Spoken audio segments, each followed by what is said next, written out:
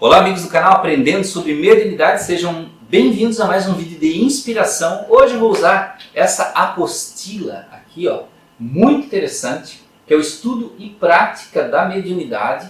É uma apostila distribuída pela FEB, tá? Este aqui é o programa 2, tá? Então é um curso de mediunidade, vou até pegar o outro aqui que está aqui na minha estante, ó. Ele é dividido em dois programas, então tem o programa 1, né? Quem quiser, tem na internet, eu acho no site da FEB, na livraria da FEB, e tem o programa 2. O texto que eu trouxe aqui para vocês, tá? É uma apostila que tem os seus textos próprios e tem muitos textos de outros livros também, inclusive uma parte do que eu vou ler aqui é do livro Ação e Reação, que é o texto do André Luiz, psicografado pelo Francisco Cândido Xavier. Então fala aqui lá no meu, aqui na página 222, no item 1.3, espíritos obsessores. E diz o seguinte aqui, são os tipos de espíritos obsessores, né, como eles interagem conosco. Existem, a rigor, 3 categorias de espíritos obsessores. Os que se ligam às vítimas em razão dos débitos contraídos nesta ou em encarnações anteriores. Os que sintonizam com hábitos e preferências dos encarnados. E os que perseguem pelo prazer de perseguir porque são contrários às ideias que as suas vítimas defendem ou pelas ações que estas desenvolvem. Fazendo um pontinho aqui, eu sempre falo para vocês que espírito obsessor é aquele que tem uma história com vocês. Tá? Então vejam que isso é uma opinião particular minha, uma definição minha. Então para mim, o obsessor é aquele que tem uma obsessão por você. Ele te conhece, ele já conviveu com você, então ele tem uma obsessão com você. Como ele fala aqui, ó, ele caracteriza também no B como espíritos que sintonizam com hábitos e preferências. Então, no meu entendimento, ele não seria um obsessor, ele seria um espírito assediador. Ele, na verdade, não tem uma obsessão por você, porque esses hábitos e preferências ele pode encontrar em qualquer outra pessoa. Um vício do álcool, um vício do fumo, maledicência, crueldade, qualquer coisa. Então ele não precisa ser obsidiado, né? ou melhor, ele não precisa ter uma obsessão por você. Mesma coisa perseguir o prazer, ideias contrárias. Talvez por você, por exemplo, desenvolver algum tipo de ideia, orientar as pessoas, tem algum espírito que não, eu vou lutar contra ele. Aí ele pode até se caracterizar como um espírito obsessor, porque tem uma obsessão por você. Mas alguns podem ser assediadores. Mas vamos à explicação do livro, tá? Eu estou falando de ideias minhas. Então ele fala aqui, ó, que se ligam por débitos em outras encarnações, que sintonizam por hábitos e que perseguem pelo prazer de perseguir porque são contrários às ideias das vítimas. Então ele diz aqui, ó, os primeiros são coléricos, revoltados, magoados e não raro frios e cruéis. Tá? O processo desobsessivo costuma ser árduo e demorado. Esse é daquele que tem obsessão de outra vida. Ele conhece você, você já magoou ele, já prejudicou, já fez coisas ruins, então ele persegue. Então esse é vingativo, né? Os segundos vivem no regime de interdependência com os encarnados, a quem se associam, participando ativamente da vida deles, imiscuindo-se nos seus negócios e atividades. A desobsessão também é demorada, exigindo mudança radical do comportamento por parte do encarnado. Abandono do vício, por exemplo. Então vejam que esse que ele caracteriza aqui na segunda camada de obsessores, digamos assim, esse não é o vingativo. É o que gosta das coisas que você gosta.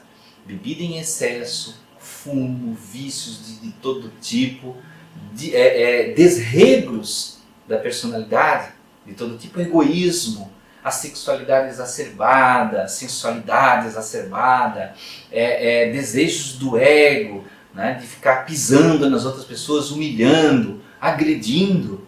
Tem espíritos para todos os gostos errados que você possa imaginar. Tá?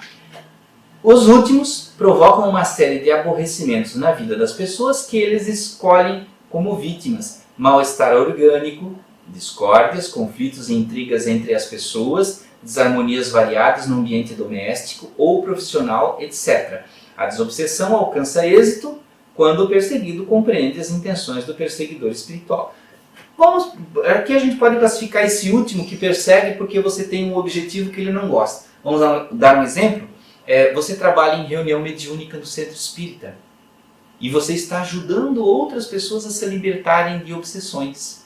Você está cuidando de espíritos. E às vezes, aquele espírito que você liberta é justamente o alvo desse tipo de espírito. E aí ele passa a obsidiar você porque ele não quer que você vá mais no centro espírita fazer esse tipo de coisa, porque você está atrapalhando a vida dele no plano espiritual.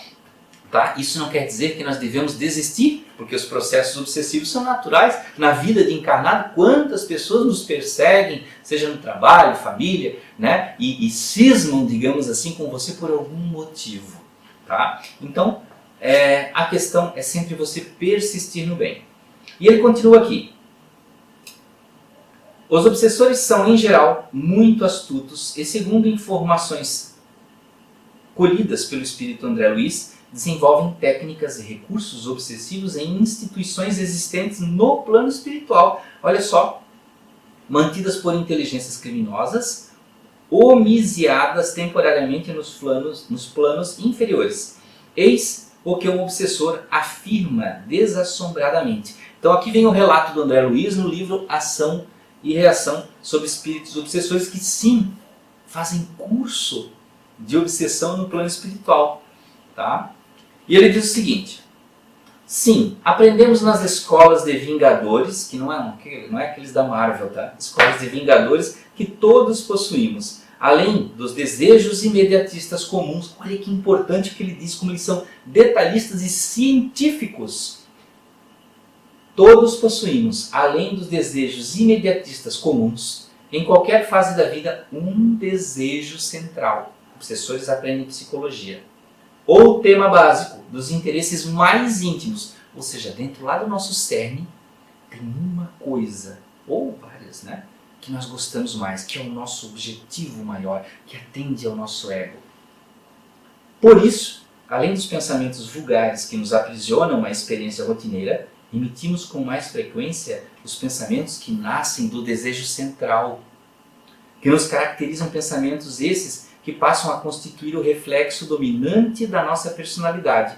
Desse modo, é fácil conhecer a natureza de qualquer pessoa, em qualquer plano, através das ocupações e posições em que prefira viver.